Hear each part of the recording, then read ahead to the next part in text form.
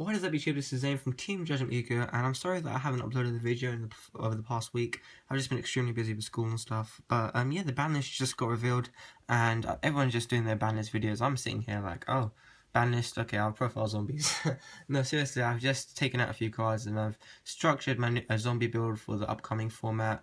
I'm a bit unsure of the meta. I'm assuming that Shadows and Stilinites are going to be dominant, but I'll have to wait and see how the meta shapes up to be. So until then, I'll just be playing zombies. Yeah, I'm missing 2 cards in the main deck and 1 card in the extra deck, but I'll get to that. So I'll start off with the 40 card main deck. If you don't know what this card does, this card just makes the deck a billion, trillion, gazillion, quintillion times better. This card, you can read that. This card is ridiculously good. I'm not even joking.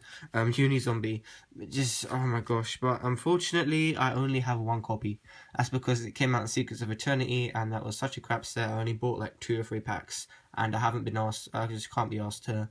Haven't had the time to order my second or third one, so I'll just borrow them off a friend if I do actually end up playing this deck in a tournament. So 3 copies of Unizombie. This card is just like a mathematician on crack times synchro. It's just ridiculous. I can't even explain how brilliant and amazing this card is. This card just brings new life to zombies. So that's an irony in bringing new life to zombies. But yeah, Unizombie is just really good. Next up, I'm running 3 copies of Mizuki, the good old bad boy. He's what you send. You go into Unizombie and then you send Mizuki first, and then you go into Unizombie and then you send a different zombie, or maybe it can even be a Mizuki the second time. But it's just really good. So having 3 Mizuki definitely is required in any zombie variant. So 3 copies of Mizuki. Next up, I'm running 3 copies of Destiny Hero Malicious. This is solely here to go into a level 8 synchro plays with Plague Spreader Zombie, where you can banish 1 copy of this card from your graveyard, special summon out another from your deck, which is really good. So 3 Malicious. I'm running this for Plague Spreader, so yeah, 3 of these guys.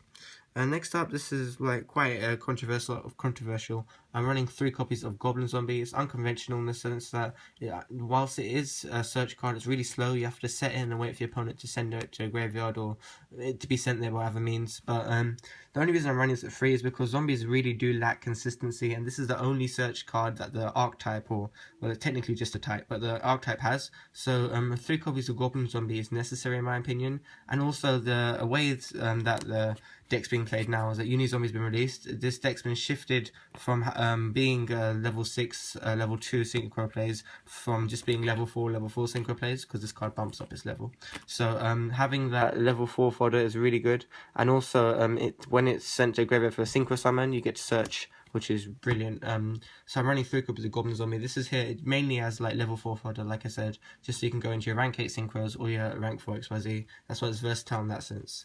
And it's also a search card, well, so yeah. Next up, I'm running double Plague Spreader Zombie. Plague Spreader Zombie, he's still, in my opinion, a better tuner than Unizombie, but just because he can special summon himself in the graveyard. But Unizombie is definitely a better card by far.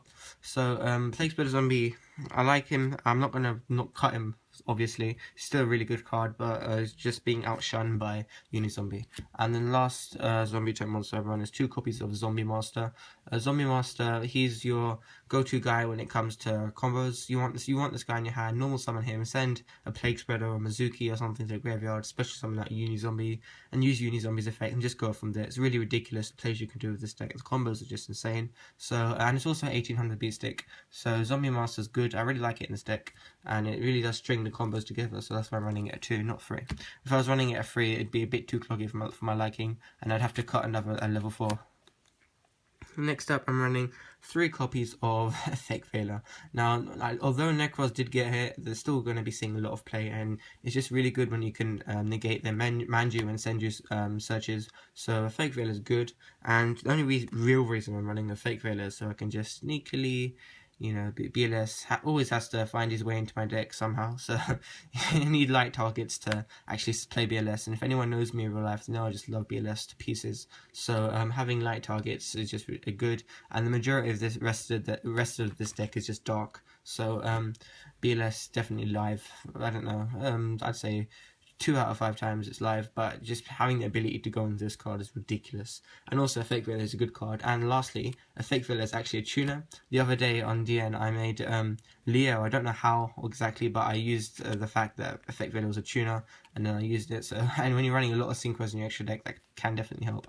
Look at the glare from the flash on my thing, it's pretty beautiful. But ulti Effect Veilers tend to do that to cameras. Next up, I'm running 3 copies of Upstart Goblin. Like I said, this deck severely lacks consistency, and anything just helps speed up your deck is really good, so that's why I'm running it. The 1000 damage isn't too relevant, especially when you have Void Ogre Dragon and Beals on board. All you have to do is attack twice, that's it. So 3 copies of Upstart. Next up, I'm running 3 copies of Mystical Space Typhoon.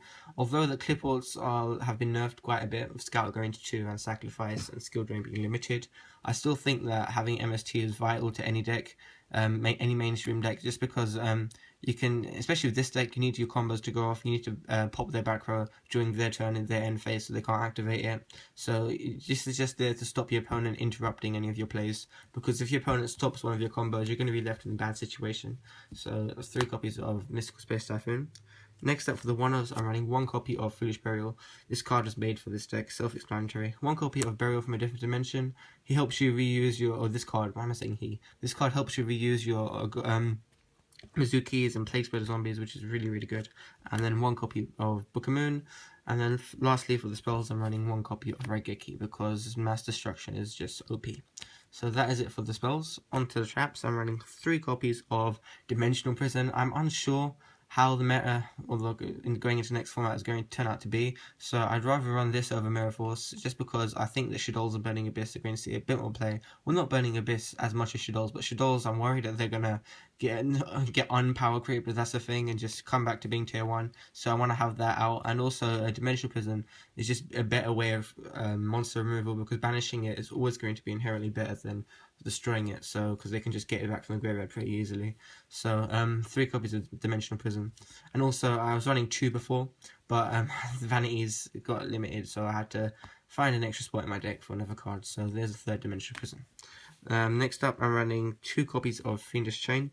Fiendish Chain, I know I'm running the Effect Veiler, but I just like this card because it also stops attacks, and if you can actually stop their monster searching as well as stopping it attacking for the first turn whilst you have a Uni-Zombie on the field, and you can protect that Uni-Zombie going to your next turn, you're going to have a Mizuki and a Zombie Master. It's going to be ridiculous what you have. You're going to have a huge field set up, so just being able to protect your monsters, again, just protecting monsters is good in this deck, especially Uni-Zombie. That card just makes this deck so much better. I'm being serious, this deck should be tier something, but nobody's playing it because everyone's like, oh, Necros are a thing, so let's play Necros. But in actual fact, Uni-Zombie is just better than any Brannick, and it's like really cheap as well. And I know I'm going to be laughed at for not actually having the bloody card, but that's what happens when you don't keep up with later sets. So next up, I'm running 2 copies of Trapstun.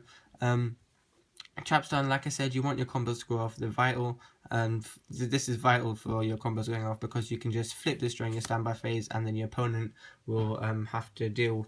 Your combos will go uninterrupted. So that's the right way to say it. But yeah, this just stops your opponent from doing anything, and it protects your combos and ensures the effectiveness of your plays. Next up, Lonely, ever so lonely, 1 copy of Vanity's Emptiness. This card, I don't know why. I do know why, but I really wanted this card. Konami kind of messed up because they actually made this card.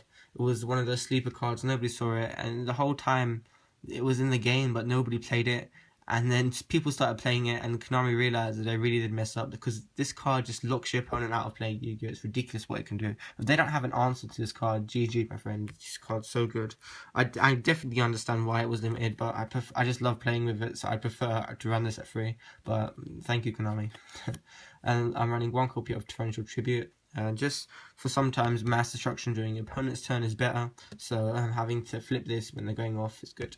And then 1 copy of Solemn Warning.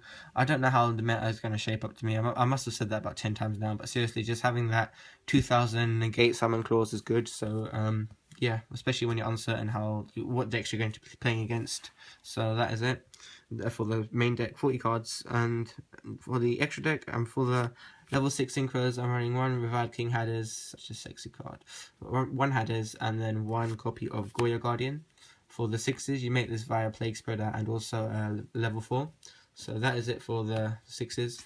And then let's move that to the side quickly. Okay, and then I'm running for the 7s, 1 copy of Black Rose. Cause you just need to have an option, even if I'll probably swap this out for Yahtzee if I trade for a Yahtzee, so I need to get one, but you just need to have that 7 option because of Unizombie. 1 copy of Void Ogre. This card just negates everything, it's ridiculously good. 1 copy of Starless Dragon. This card, really good. So I don't need to explain what it does. 1 copy of Crimson Blader. 1 copy of BLs. This card made zombies playable. That's why I like this card so much. I just noticed everything on this row is secret. It's all secret. And then the super rare Scrap Dragon's just gonna come along and ruin it all. But Scrap Dragon, I'm not complaining. Scrap Dragon's a really good card. It actually won Kogarashi the match against me in the Yugi Grand Championship thing that Simon's hosting, so go check that video out. But this card and Miss Worm ruined me.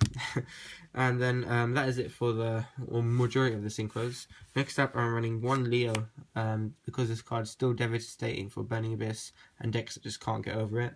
And then this should be a Levarvo chain, guys. It really should be a Levarvo chain, but because Premium Gold 2 just got released, I haven't got around to picking one up yet. So I'm running 1 copy of Star Rater, but as soon as I get a Levarvo chain, I'm just going to take this out for Levarvo chain. So pretend you didn't see that, but yeah, I'm just running Star Rater because you can make it. At the end of the day, you can make it, but I prefer Levarvo chains 9 times out of 10. Next up for the rank 4s segment of the extra deck, I'm running 1 copy of 101 Silent Honor 1 copy of Evil Swarm Exeter Knight, 1 copy of Castel, the Skyblaster Musketeer, 1 Abyss Dweller. Don't use this on your turn, guys. Don't be stupid. Use it on your opponent's turn when you're playing against Burning Abyss and Shadows. I'm predicting Shadows to be tier 1. That's why I'm actually running this card at all. But Abyss Dweller for Shadows. And also Mermails, I think the Dragoons went back to 3 or something ridiculous. But I haven't quite memorized the ban list yet. And then I'm running 1 copy of number 66 Master Key Beetle. Because you can make it, and Vanity's Lock with this is really good. So that's it for the main deck, for the extra deck, guys. Thanks for watching. Remember to like, comment, and subscribe. Zombies is one of my favourite decks. This and Medolce is my shit. But thanks for watching, guys. Remember to like, comment, and subscribe. Same from Team Yu-Gi-Oh! Team Judgment Yu-Gi-Oh! It's late, guys. I'm tired. Signing out. Bye.